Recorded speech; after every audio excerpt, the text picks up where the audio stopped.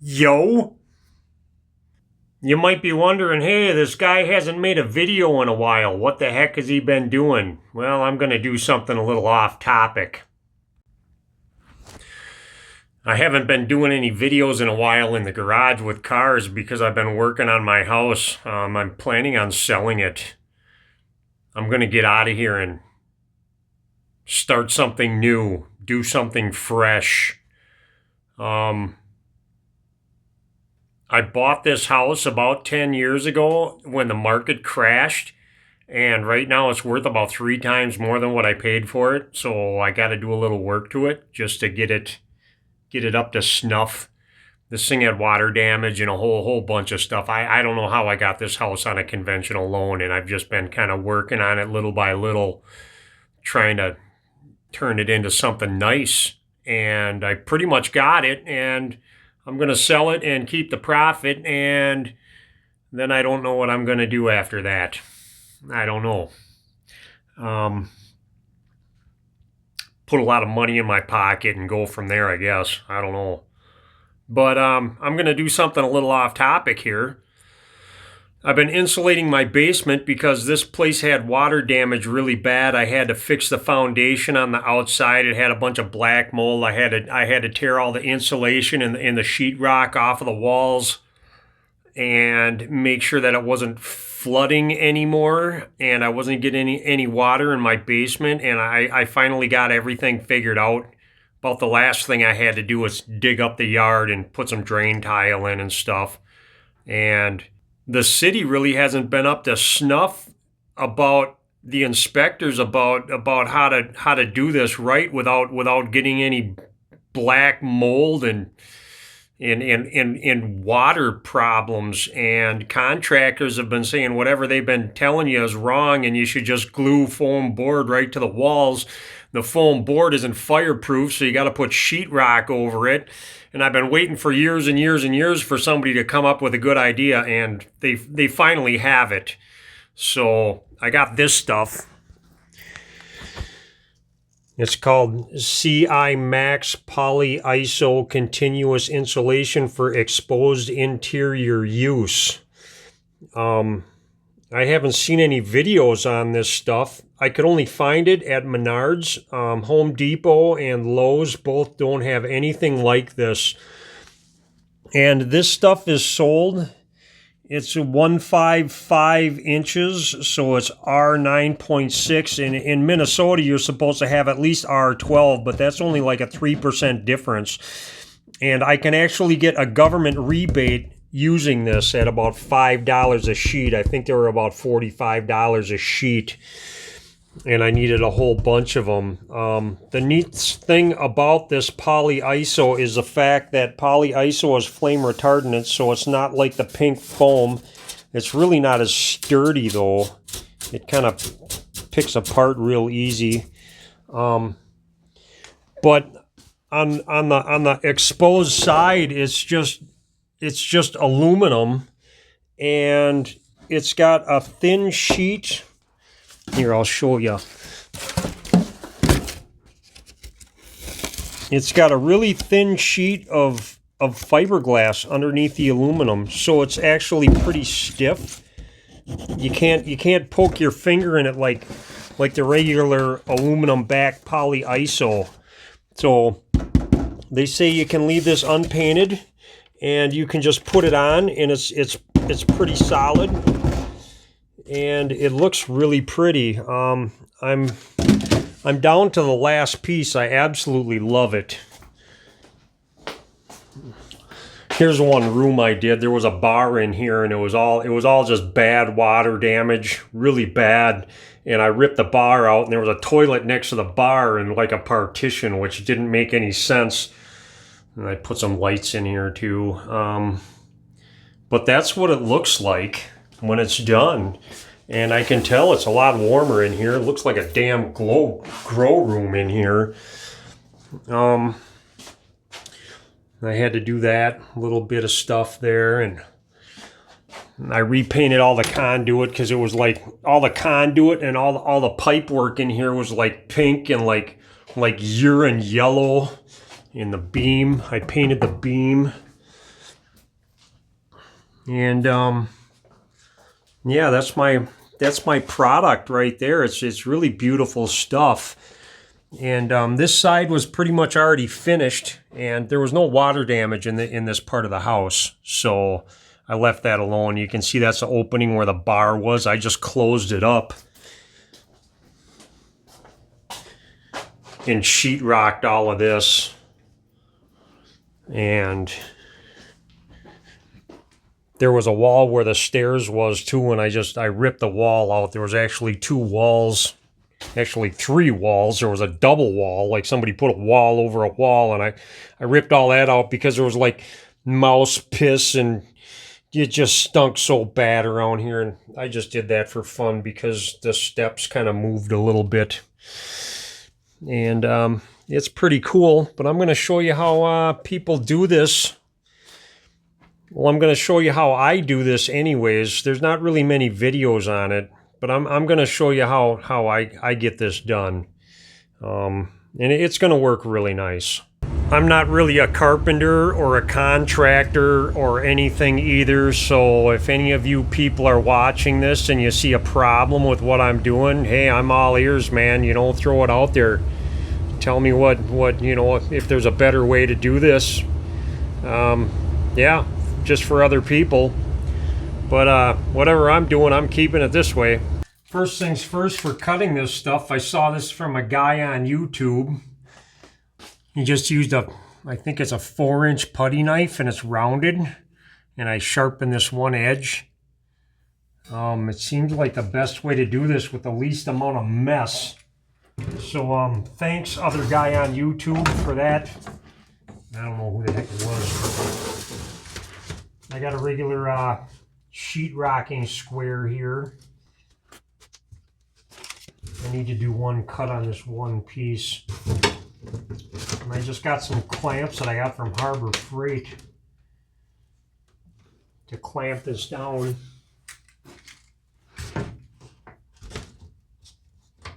One big one, one little one. Yeah, since this whole edge is sharp, I can just score a line.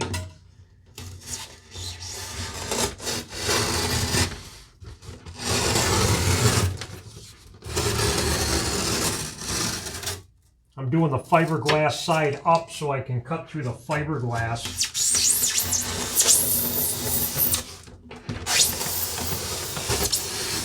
If I go the other way, it has a tendency to push the fiberglass off of the foam board. So now that I scored it really good, I've got it about a 1/2 inch deep.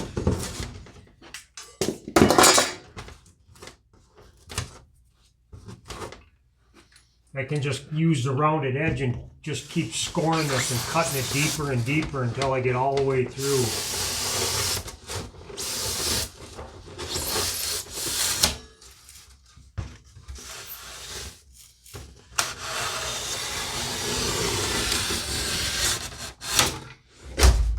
And it's pretty slick. It goes pretty quick that way.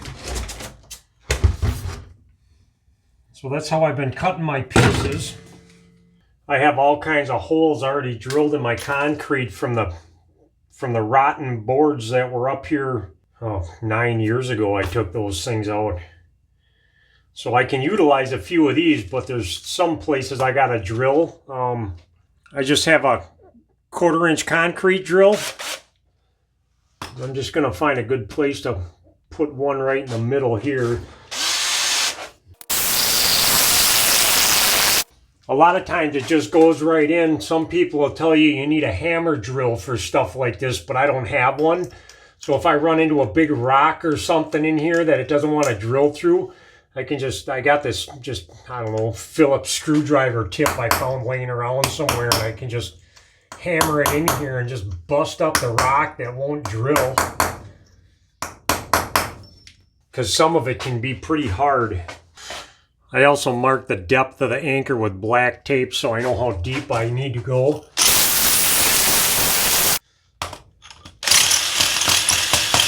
Kind of running it out and get all the concrete out of there. And then I just have these blue number 8 to 10 plastic anchors. And I can just pound one in here, like so. Now I took some drywall screws and I just cut the tips off of them with a side cutter because I can stick them in my anchor holes. I got like 3 of those now that I'm going to use. Now I have a piece that I already pre-cut. Made sure it fit really nice the way I want it. I'm going to stick it up here and try to put it right where I want it.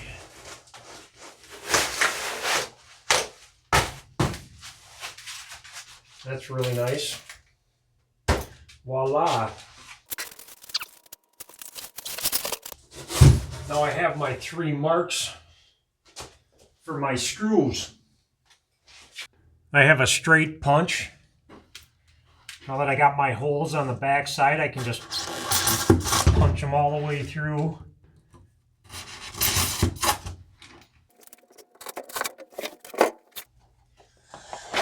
I found these funky things.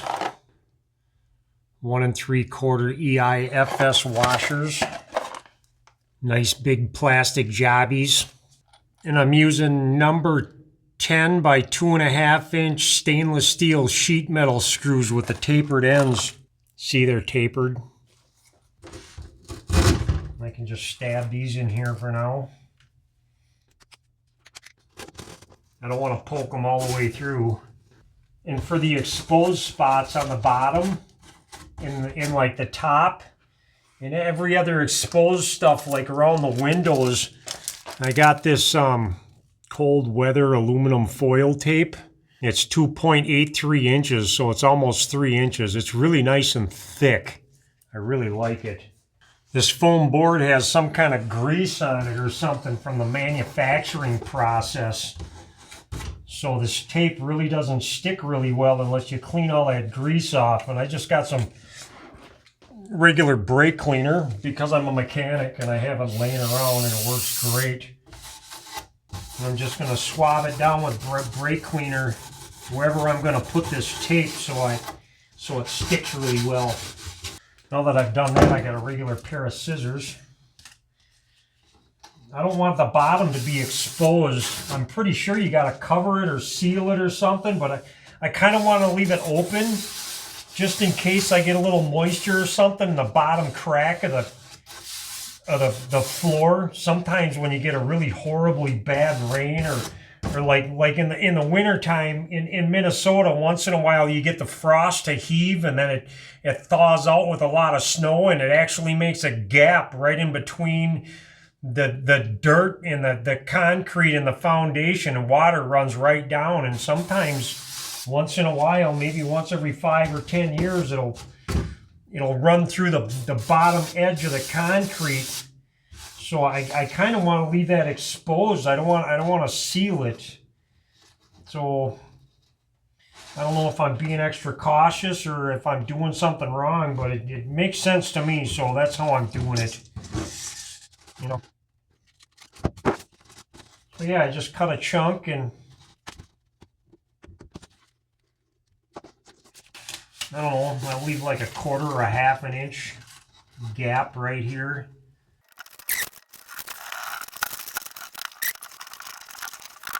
And I got some cheaper 2-inch stuff just because I'm going to put one more above that.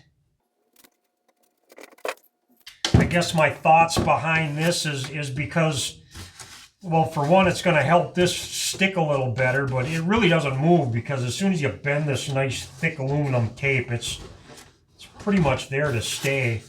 But I kind of got a drip rail too that's, above this one, so it's just gonna, I don't know, I just think it's a better idea. So I get a little carried away sometimes. I only do this to the bottom like this too, pretty much. Just press it down. There, that's a nice solid edge. I like that. Now I'm on to the back side. Same deal here. I'm just gonna put a little brake cleaner on a rag and just kind of swab this down so the caulking can stick really nice to this.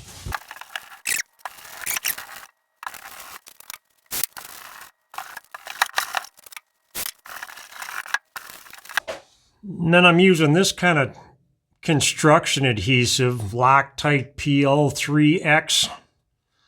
The reason why is because it's really the only one that I could find that works on concrete and metal and foam board, because this is pretty much metal. It's not really foam board. I'm gluing it to metal. So that's the stuff I'm using for this. Then I'm going to go all the way around the perimeter, and I want to get pretty close to the edge too, because this is all a vapor barrier. So I kind of want it to just barely squish out, or just leave like a little 1/4 inch, 1/2 inch gap all the way around when I squish this thing down. This big tube of caulking too, I go through almost a whole tube for a 4x8 sheet. So you really end up using a lot of this stuff. Put a little dabs where my screw holes are.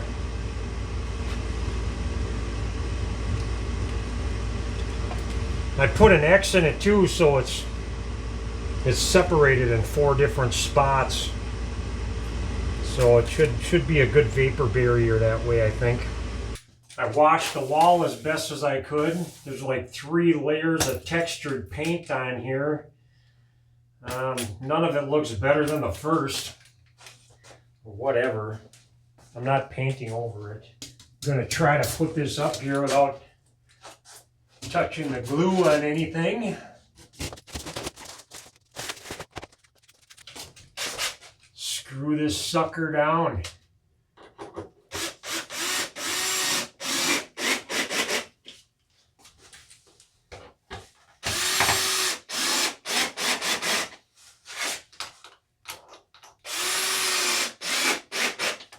I'm not getting it really tight, just enough to suck it down really good.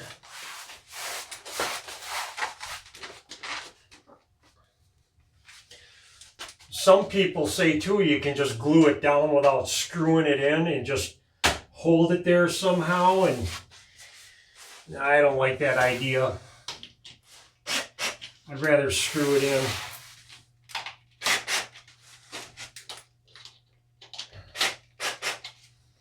I'm only using 3 screws. It looks like it sucked it down really nice. Break out the brake cleaner again and do the seams. Now that I got that all screwed up, I can take my 2-inch aluminum tape and tape up this seam. The seam's a little too thick too. You can use spray foam and put it in here. And then you don't touch it until it's dry. You let it dry and you can cut it off. I'm not going to need to though. If you go around any pipes or any big metal sections or something, you can use foam for that too. We're going to go all the way up top and wrap it around the back. Tuck it in with a putty knife.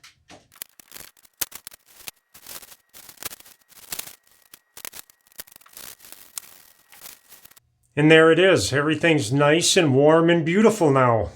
If you got any questions or comments, well, comments, I'm all ears.